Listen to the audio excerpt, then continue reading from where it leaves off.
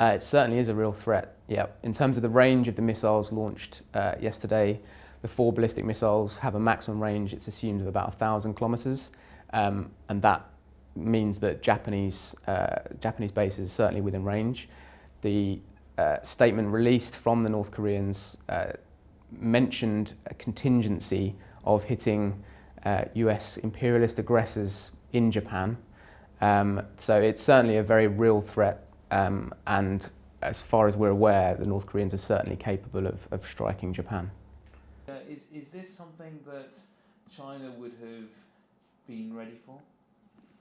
For this particular launch, I'd personally say it's unlikely. We've certainly seen that North Koreans have doctored images and videos in the past, piecing together other pieces of footage to make a launch look more realistic.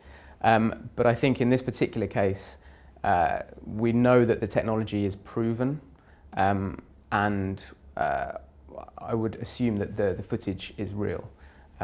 We haven't yet had the chance to look at it in more detail, but yeah, I would certainly assess it to be real at this stage.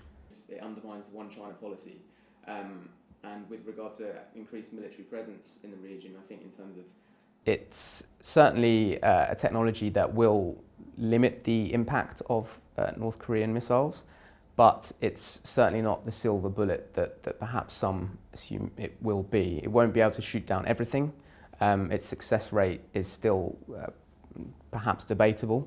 And the fact that North Korea attempted to launch 4 missiles simultaneously suggests that they're already trying to prepare for a warlike situation in which 4 missiles could potentially overpower a missile defense system.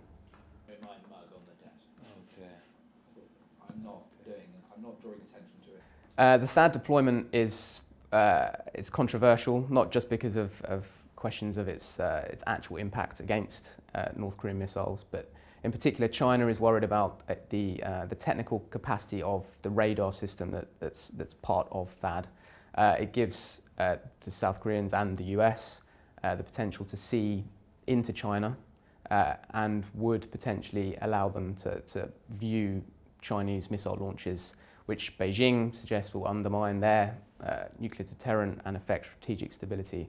Now that's the technical reasoning.